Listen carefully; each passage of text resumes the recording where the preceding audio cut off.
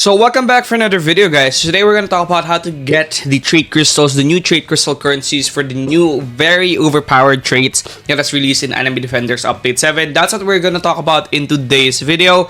So I know it's kind of hard to get these new trait crystals, and by the way, they also are untradeable, but this will definitely kind of fix a lot of stuff in AnimeDefenders. So let's talk about it. But before that, guys, if you aren't subscribed yet, we're going to be doing a giveaway at 35,000 subscribers. All you have to do is like and subscribe right now, and at 35,000 subscribers, we're gonna be doing a lot of giveaways, so subscribe and join our Discord, and let's get this video continued. Okay, so the methods right now to currently get the new trait crystal is basically you can buy them from the raid shop right here. You can buy them from raid shop, so there's a bunch of stocks right here.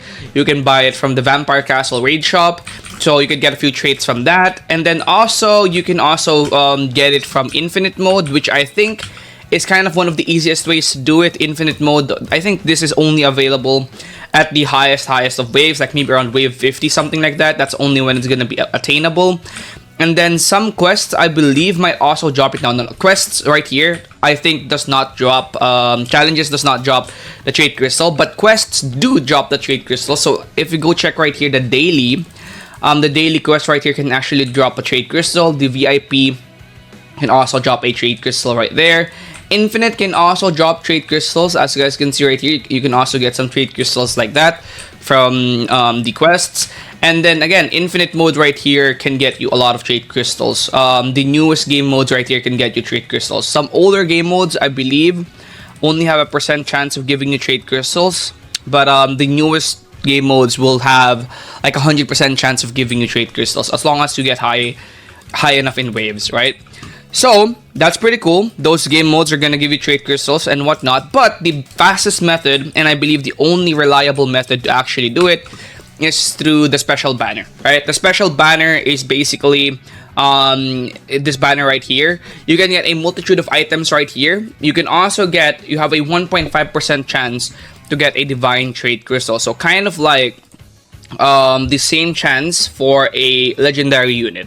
So you essentially have the same chance for a legendary as you have for the divine trait crystal. So how do you get a lot of ancient relics or the gems that you need, blah blah blah blah blah?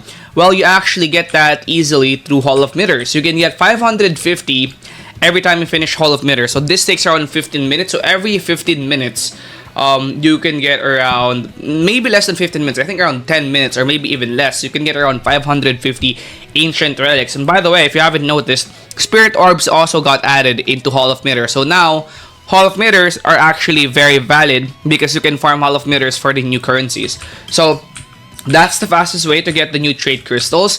And also, is there any unit that I can summon on right now? There's really no new unit that I can summon on right now, but I wanted to take a look at some of the new chances or the new traits. So the Almighty right here is 0.1, but when you switch to the divine traits, you can actually get Almighty here, and the chances for them are much higher. So Almighty is now 0.2% chance, and then the new traits right here are crazy, by the way. So Warlord is a 50% damage. Sonic is a decreased cooldown by 30%. Tank 1 will give you 110% damage, 30% cooldown, additional 30%. So it does have a debuff, but it will give you a lot of damage. Then Precision 2 will have 50% crit chance and 50% crit damage. Requiem 2 is 50% damage. Emperor 1, 140% boss damage, minus 10% upgrade cost, 10% range, and 50% critical chance. Very good for bosses. And then you have Apex 1, which has 125% damage, minus 15% cooldown, 10% range, 10% upgrade cost, minus 10% upgrade cost, and plus 30 critical chance. So this is currently, without a doubt, the new best trait in the game. And it also doesn't have a placement limit, unlike Almighty, so you can place it multiple times, right?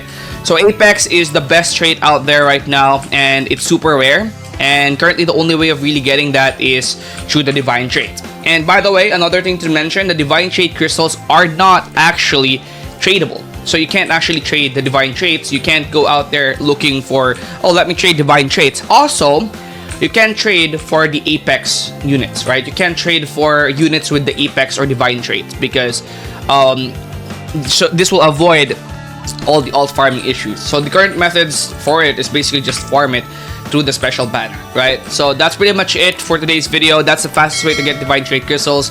And I'll see you guys in the next one. Don't forget to like and subscribe, and peace out.